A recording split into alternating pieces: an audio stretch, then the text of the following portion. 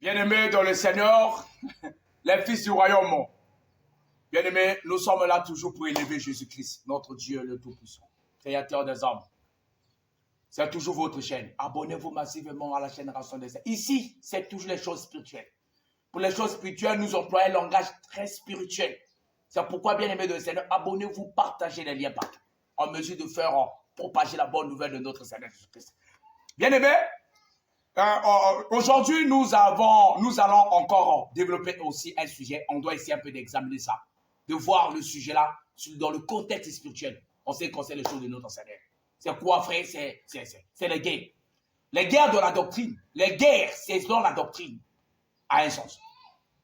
Pour nous, les chrétiens, les guerres que nous voyons partout là, ça fait partie des points de la doctrine. Voilà pourquoi je voulais directement toucher un passage biblique de Matthieu chapitre 24, le verset 6 jusqu'au verset 7. La Bible dit, vous entendrez parler de guerre et de bruit de guerre. Gardez-vous d'être troublés, car il faut que ces choses arrivent, mais ce ne sera pas encore la fin. Une nation se lèvera contre une nation, et un royaume contre un royaume, et il y aura en divers lieux des famines et des tremblements de terre. La parole du grand roi bien-aimé de Seigneur. Pourquoi nous avons pris ce terme bien-aimé dans le Seigneur? Les moments que nous traversons, frères, ce sont des moments très, très compliqués. Pendant que soit au Gabon, les gens mangent, au Congo-Brazzaville, les gens mangent, à des fois en RDC, c'est la guerre. À des fois, en Ukraine, là-bas, c'est la guerre. Les gens perdent les vies. Il y a une maman qui a perdu peut-être son mari pendant la guerre. La guerre, c'est quelque chose de très mauvais. La guerre. Mais nous, étant que les enfants de Dieu, nous devons comprendre. S'il y a des guerres sur la terre, comme nous voyons actuellement, c'est un point de la prophétie et c'est l'élément qui signale que nous sommes carrément à la fin des temps. Pour nous, frères, on ne peut pas rester là dans les débats politiques si comment. Les politiciens peuvent se battre entre eux avec des propos bizarres. Mais pour nous, ça nous engendre encore la vigilance d'examiner notre vie. Ne soyons pas seulement bornés dans les réseaux sociaux en mesure de propager des nouvelles, si comment, en ce qui concerne les guerres. Bien-aimés du Seigneur, comprenez que cela a été déjà prédit dans la bouche de notre Maître. Toi qui doutes de l'avènement du Seigneur, que depuis qu'il avait dit qu'il va venir, il ne va pas venir pourquoi? Le Seigneur, c'est le maître de la patience. Il patiente pour que tout le monde puisse se convertir comme il est écrit dans les Écritures. C'est le maître de la patience. Il appelle tout le monde à la repentance. Mais il a annoncé que vous entendrez parler des guerres. Et il précise bien, il faudra que ces choses arrivent. Ce n'est pas que c'est le Seigneur qui engendre les guerres. Non. Le problème, c'est quoi? Le Seigneur savait, il avait la connaissance des temps par rapport à la nature du cœur de l'homme, qu'au fil du temps, lorsque son avènement se rapproche, le cœur de l'homme sera beaucoup plus noirci et il y aura des guerres. Je lance l'appel, que ce soit au Rwanda, que ce soit en RDC, que ce soit si comment. Je ne connais pas ce qui se passe réellement, comme les gens ont l'habitude de raconter. Parce que je n'ai pas la révélation exacte sur ce qui se passe, est-ce que, qui a pillé quoi et pourquoi. Je reste sur la parole de Dieu. Sur la parole de Dieu. Les guerres, c'est le résultat de la mauvaise conduite ou de l'état du cœur des hommes. La Bible dit dans les derniers temps, les gens seront méchants, égoïstes et fanfarons. Les guerres que nous voyons actuellement, c'est beaucoup plus aux frères. Les richesses qui leur animent, la cupidité de l'homme. L'homme veut s'accaparer des biens de la terre. Il peut provoquer la guerre, renverser le sang de plusieurs personnes. Rien que pour ses intérêts. Quelle dose de la sorcellerie. cette dose de la sorcellerie. Et les gens meurent bêtement. Les gens meurent. À cause de vos intérêts, bien-aimés de le Seigneur. À cause de leurs intérêts, vous vous organisez des guerres. Une nation se lèvera contre une nation, toujours pour cause des richesses. Cela n'a pas commencé aujourd'hui. Nous voyons dans la Bible comment est-ce que les autres nations voulaient s'accaparer d'Israël en mesure de prendre la terre. C'est toujours la guerre. Toujours la guerre. Toujours la guerre. En tant que nous sommes, nous devons être prudents, nous les enfants de Dieu. Le Seigneur nous avait déjà prévu cela. Parce que c'est le cœur de l'homme. À cause des richesses, ils vont chercher à sacrifier les hommes. Ils vont chercher à sacrifier l'humanité, les autres, pour avoir les richesses. Après les richesses, là, mon frère, mon bien-aimé de Seigneur, même si tu es président de la République, même si tu es ministre ici, comment, après avoir gagné toutes les richesses là, toi, tu penses que toi, tu vas rester éternel sur la terre? Tu quitteras la terre des vivants. Maintenant, on a mis dans ta tête que si tu meurs, c'est fini. Tu dois faire tout et si tu meurs, c'est fini. Matondo, tu as gagné. Mais sache-le que si tu meurs, ce n'est pas fini. C'est là où la souffrance commence. C'est là où la souffrance commence.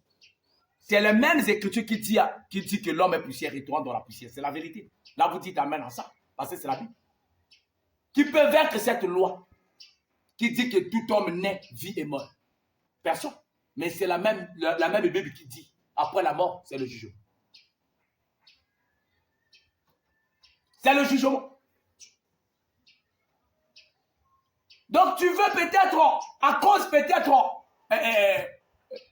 de la cupidité, tu veux faire de n'importe quoi. C'est pourquoi nous voulons dire à nos frères de la RDC, du Congo Brazzaville, les chrétiens, etc. Nos frères qui sont en Rwanda. Quand vous priez pour tuer les Rwandais, quand les Rwandais prient pour tuer les Congolais, vous perdez votre temps pour lui. Les prières là ne seront jamais exaucées par Dieu. Non. Non. Mais vous devez plutôt prier pour vos autorités afin que ces derniers puissent recevoir l'évangile. Si ces derniers ne reçoivent pas l'évangile, ils auront toujours un cœur méchant, un cœur dur. Ils seront prêts à sacrifier les gens. Ils seront prêts à renverser le sang. Ils seront prêts à faire la guerre. L'autre va dire qu'il est en train de défendre peut-être la terre ou encore le pays. Oui, défendre le pays, c'est biblique, etc.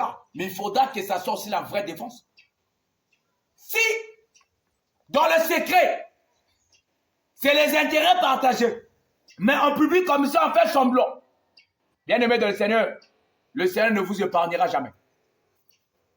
Mais si un bandit se lève pour piller la terre des autres, et que les autres se lèvent pour empêcher cela, nous prions que le Seigneur puisse donner à la partie innocente la force de vaincre ça, de repousser les voleurs. Puisque chacun de nous, Dieu leur avait donné un territoire plutôt, pour que nous nous puissions réjouir d'une partie.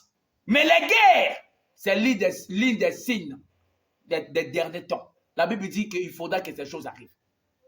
Maintenant, qu'est-ce que l'Église fait face aux guerres? Le Seigneur dit, il y aura des familles partout. Tout cela ne sera que le commencement des douleurs. Bien-aimé du Seigneur, redressez notre manière de servir le Seigneur. Toi, au lieu de seulement d'organiser les cultes de prière pour aller prier, tuer les Rwandais, examine le fondement que toi tu as posé dans l'église. Comment les femmes prêchent, comment les gens sont impudiques, comment les femmes arrivent à l'église avec les couleurs de mini-jupe. Il est temps d'examiner ça. Le Seigneur revient bientôt. C'est le commencement des douleurs. Les guerres. Les douleurs là sont engendrées. Pourquoi? Parce que le monde a refusé de croire à l'évangile. Forcément, il y aura des choses bizarres sur la terre. Il y aura des famines. Une personne, aux autres que nos bombes bélèvent un milliard dans la poche, les autres vont manger quoi? Ça, c'est l'égoïsme. Ça, c'est l'égoïsme. Mon frère, toi qu'on t'a donné, une entreprise pour gérer, tu as volé l'argent de l'entreprise. Les autres là vont faire comment? Regardez comment vous êtes en train de manipuler les autres. À cause de la cupidité. Et si on vous apporte la lumière de la parole de Dieu, vous n'acceptez pas. Vous avez une mauvaise conception sur prier le Seigneur. Vous pensez que servir le Seigneur, c'est aller seulement dans les temples où il y a des climatiseurs. Parce que vous êtes habitué avec les climatiseurs. Je vous donnerai un conseil. Même là où il n'y a pas les climatiseurs, ce qui est important, c'est de rester là où la vérité est prêchée. Ce n'est pas seulement aller dans les endroits où il y a des climatiseurs, c'est construit sur comment. Il y a des pasteurs qui prêchent Jésus dans la vérité. Mais physiquement, comme ça, ils n'ont pas l'âge. Bah, quel la même le loc lit même. Adjang même le loc. Mais ils prêchent Jésus. Ne pensez pas que ce sont ceux qui ont l'argent qui sont les vrais ministres. Il y a des ministres de Dieu, soit disons de Dieu au Congo, partout dans le monde, qui sont très riches. C'est parce qu'ils ont reçu à voler les autres. Par les prémices mal compris, les dîmes, ils ont construit des maisons. Ils ont des voitures, ils sont véhiculés. Mais à ceux-là, nuit et jour, ils se focalisent que sur la vérité pour sauver leur vie, leur âme. Et les âmes des fidèles que le Seigneur a mis dans leur disposition. Mais il y a des gens qui n'ont pas la pitié. À cause de la cupidité, ils doivent fonder les ancêtres. En mesure de voler le peuple. Bien-aimé de le Seigneur. Pose-toi maintenant la question. Quand toi tu vois les guerres, quelle est ta position? Quelle est ta position, frère? Le guerre, c'est le résultat du mauvais cœur des gens. Les guerres. Ils sont seulement derrière les matériels. Peu importe les arguments que les gens doivent donner là. Ça ne sert même pas. Ça ne sert même pas. Une personne veut se postuler soit au poste du président de la République. Il a de la haine contre l'autre. Il s'oppose maintenant, il organise les gens. On doit mener la guerre.